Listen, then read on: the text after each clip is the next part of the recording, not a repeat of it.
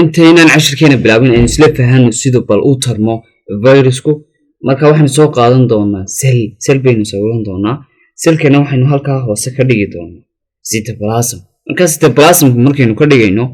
waxaan soo qaadanaynaa stepka ugu horeeya oo la yiraahdo viral fusion ama ka dhex baxa uu sameynayo viralku yani host cellka waxaan soo qaadanaa viralku wuxuu sameeyaa marka attachment markuu sameynayo proteins wikis waa qabsanaya cellularka xagga sare markay qabsadaan waxay ku sameynayaan wax la yiraahdo oo ama stepska labaad oo penetration la yiraahdo ama daloolin penetrationka ay sameynayaan waxa meesha ka dhex baxaysa yani in genomiski ama in genetics-ki iyo wixii oo dhan ku dhex siday marka uncoated wax la yiraahdo ayaa ku xigaya uncoated wax kale ma aha waa in dahaarkii sare ee proteinska spekiski ka koobnaa spike proteinski uu iskaga reebo dibadda cellka intii dhexe uu uncoated uu sameeyo ama koorkii sare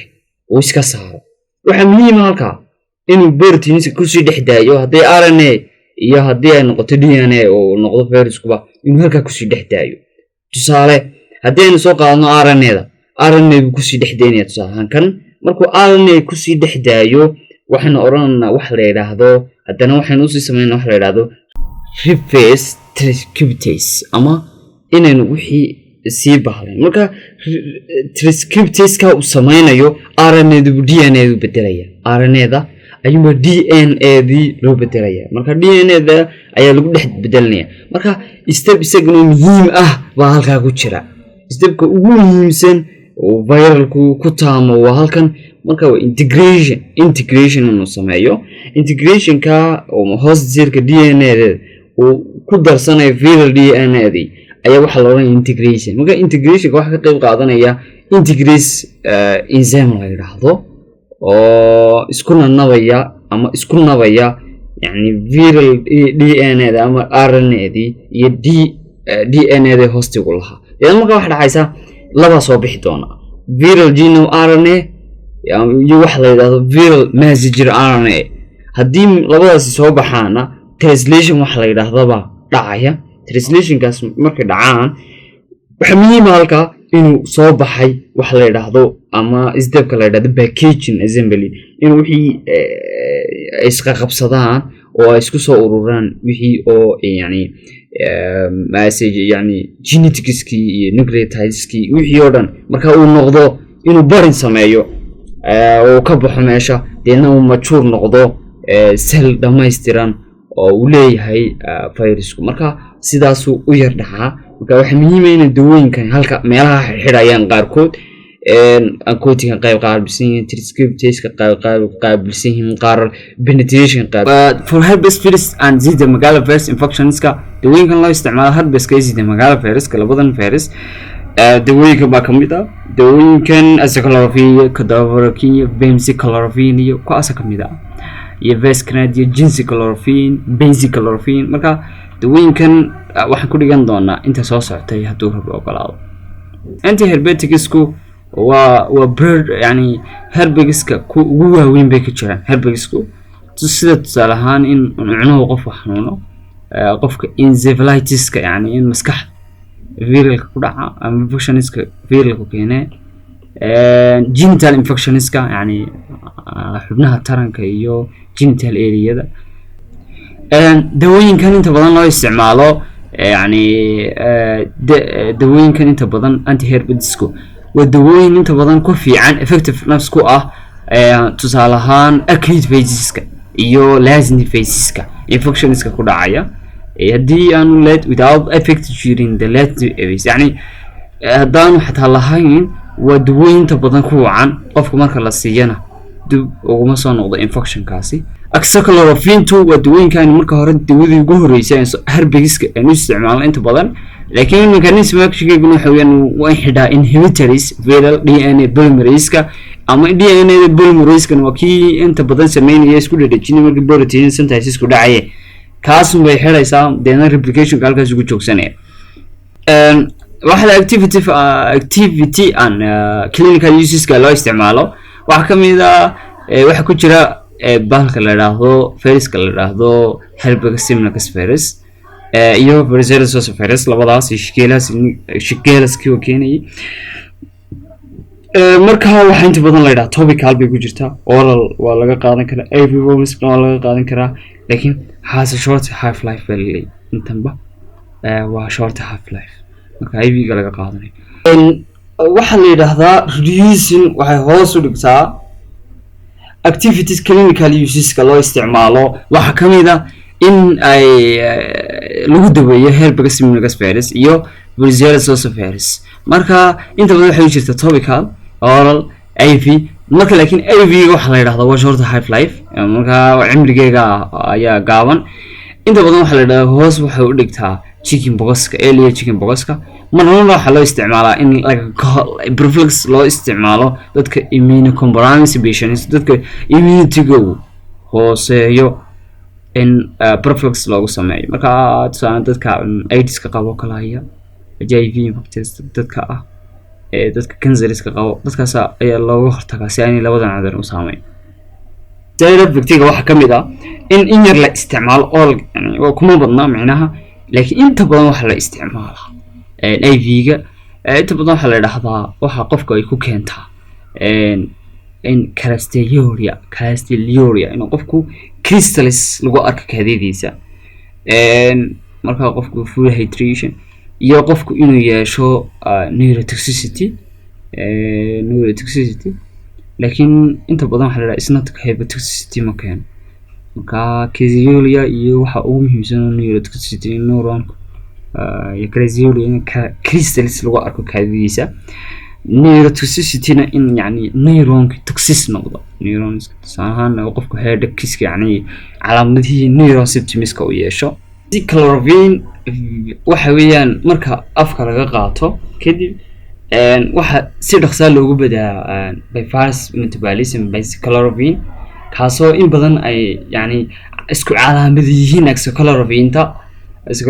hore aynu ku soo qaadanay inta badan waxa la yiraahdaa waxay against ku yihiin Herpes simplex virus 1 2 labadaba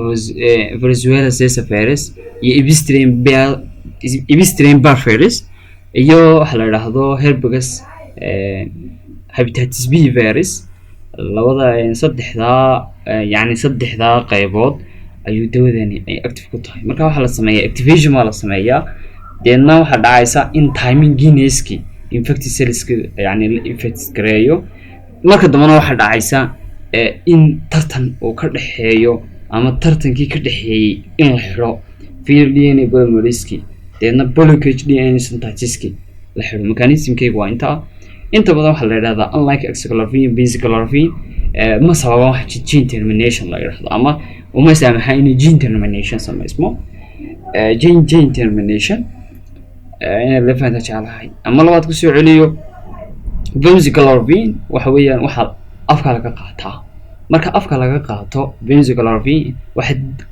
dhaqso loogu bedelaa by virus based metabolism-ka marka metabolism-kii hore marka dambana waxa la sameeyaa to the basic chloroquine taasoo basic chloroquine ay wadaagaan calaamado chloroquine marka activation yani waxay active ku tahay ama inta badan loo isticmaalaa Herpes simplex virus iyo Herpes simplex virus 1 iyo 2 iyo varicella virus iyo Epstein-Barr virus iyo hepatitis B virus marka waxa jira wax la yiraahdo activation ba dhacaya cancellation-kii deena catalysin kuma markuu dhaco waxa dhacaysa in timing genesis-ki la infect gareeyo ama la xeeyo deena halka waxa ka soo baxaya wax la yiraahdo tartan ka dhaxeeya inay xiraan viral DNA polymerase deena marka dambana waxa la xiraya blockage ba lagu sameeyaa DNA synthesis-ki sameeyay hadii DNA samaysanto iyo polymerase yani in meesha wax ka dhacaysa in termination yani dhaco waxa la yiraahdaa nasiib wanaag chloroquine nasiib chloroquine iyo basic chloroquine ma sababaan wax la yiraahdo gene termination ama in gene la badiyo The bioavailability of vascular oral administration waxa la yiraahdaa oral pharmacology effective waxay treatment versus recurrent genital herpes yani bioavailability-ga ay bay u fiican tahay 100% weeyaan waxa la yiraahdaa inta badan pharmacology waxay effectiveness ku tahay recurrent genital herpes simplex viruska soo noqnoqda chronic waliba daily suppression ka marka waxay يعني herpes ka soo noqnoqda virus herpes ka la yiraahdo ee soo noqnoqda ay ku fiican tahay physiology inta badan waxa loo isticmaalo kale acute herpes cystic virus ama shingles wax la yiraahdo shingles marka labada qaybood bay inta badan waliba effectiveness herpes ka ay ku fiican tahay adverse effective reaction ama adverse effective ama unwanted effective waxa leeyahay physiology well related waxa la qabsan karo although headache, diarrhea, nausea wax kale oo ay yeelan kara headache inuu madax xanuun diarrhea shuban nausea qofku in ilaaligo yeesho waa dhici kara benziclofenac waa guaninti iyo guanine sign all log weeyaan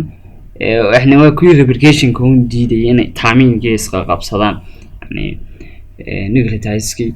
marka benziclofenac waa active metabolite benziclofenac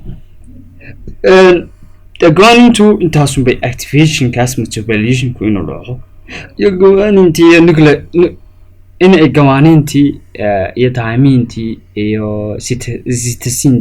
gibi nucleotideska isqa qabsadaan bay diidaysaa marka waxa jira waxa la inta badan waxa loo isticmaalaa creams waa loo isticmaalaa waliba inta badan waxa loo isticmaalaa keenta herpes labiasis-ka xubnaha taranka kuwa ku dhaca ama herpes ku dhaca dadka waliba immune community-ga daltiska yani dadka qaangaarka ee immunity-ga hooseeyo ayaa inta badan la siiyaa ama creams Cellular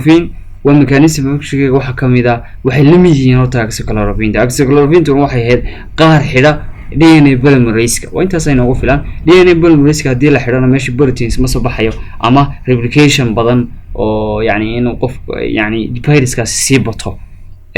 ma dhacayso marka terminationka ayuu inta badan sababaya inuu sameysmo